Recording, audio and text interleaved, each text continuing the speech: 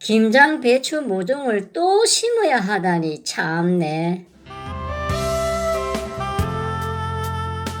지난번에 배추 모종을 정식한다고 야단 법석을 떨더니 이번에는 대충 심고 있네요.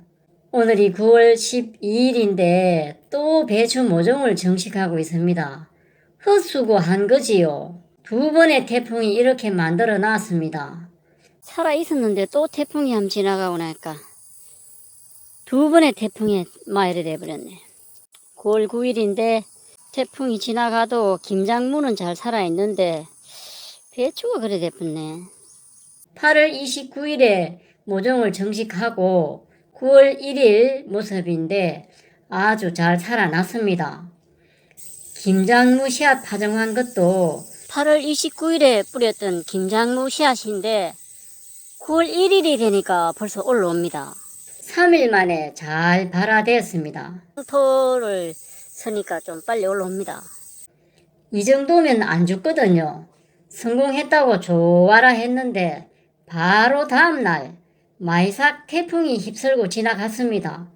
강한 바람과 비가 이 지방에 타격을 줬지요.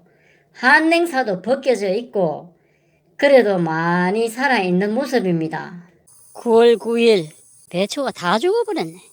와 이거 이 태풍이 이렇게 심했나?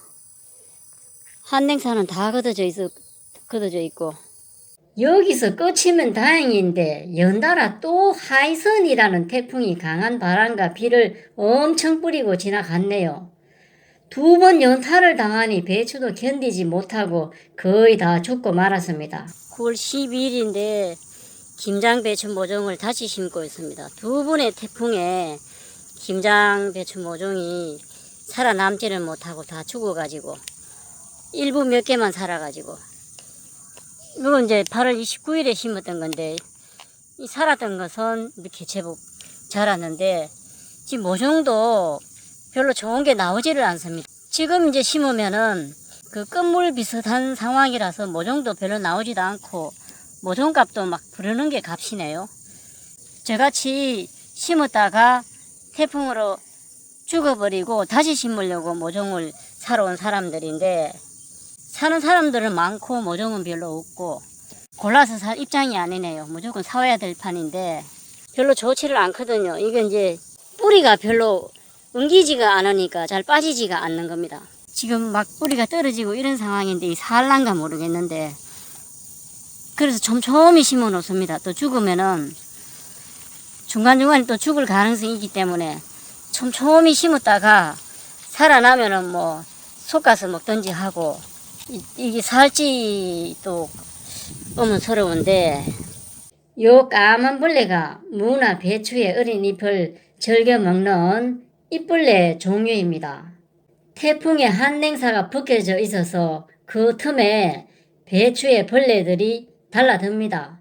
정식 후 가장 먼저 나타나는 것들이 이런 종류의 잎을 갉아먹는 잎벌레들입니다. 전형적인 벼룩 잎벌레 모습입니다.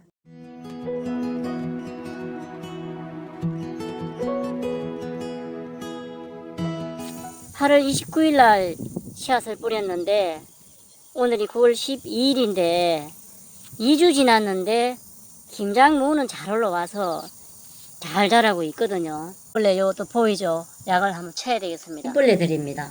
은행잎과 계피 우린 물하고 난황류를 혼합해서 한번 살포했더니만 벌레들이 좀 덜 달라드는 것 같습니다. 요렇게 좀 구멍을 내놓기는 했죠. 잎을 갉아 먹기는 했는데 이 정도면은 좀 괜찮은 편이거든요. 뭐 그 효과인지 알 수는 없는데 요 땅에 있죠. 무에도 나타나고 배추에도 나타나는 게 이게 잎벌레들입니다. 조그마한 벌레들이 달라집니다. 이게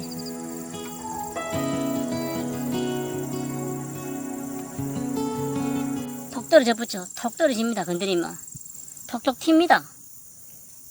오늘도 방제를 한번 해야 되겠습니다. 화학농약을 한번 뿌려보면 좋겠는데 다음 주 되면은 이게 소금 수확을 할 수 있거든요. 그래서 농약을 치기는 뭐 하고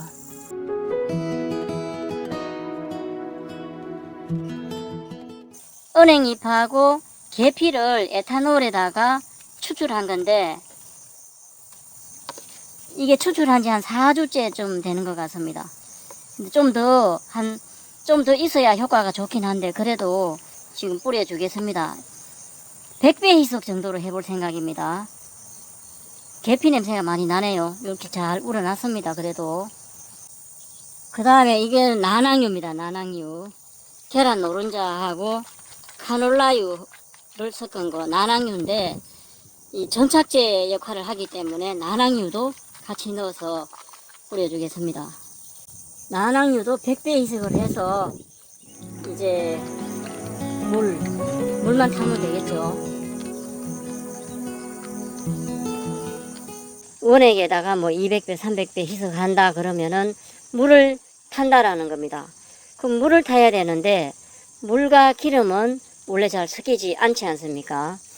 기름은 물 위에 동동 뜨게 되는데, 안 섞이면 효과가 없기 때문에 물하고 기름이 섞일 수 있는 뭔가 물질이 필요하는데, 그 물질이 유화제라 그러는데, 왔다 유화제 하니까 좀 어렵고 좀 그렇긴 한데, 그냥 물하고 이 기름을 잘 섞일 수 있는 어떤 물질이 있어야 되는데, 유화제도 뭐 화학 유화제가 있고 천연 유화제가 있는데, 계란 노른자의 레시틴 성분이 유화제 역할을 하는 겁니다.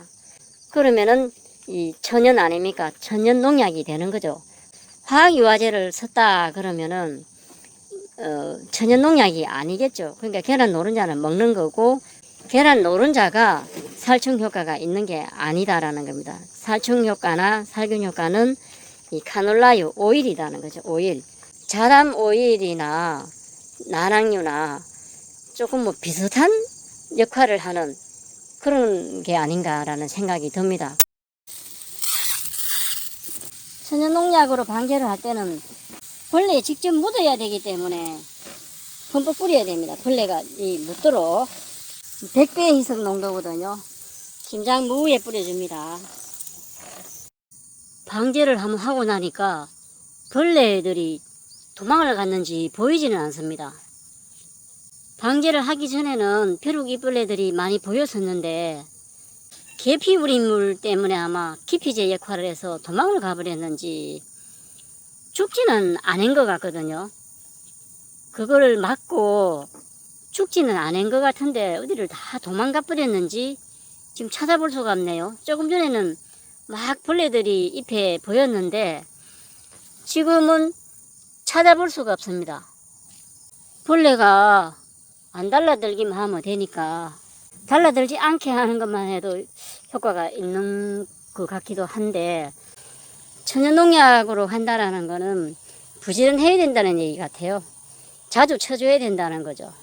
이 벌레를 뭐 완전히 죽이거나 이렇게 하기는 어려운 것 같습니다.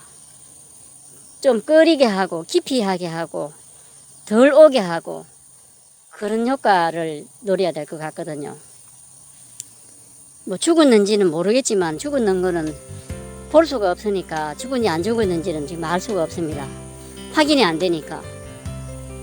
태풍이 심수를 안 부렸으면 이만큼 자랐을 텐데, 지금 옆에 이제 심어놓으니까 조그만하고, 이게 이제 이만큼 자라려면은 얼마나 걸릴란지.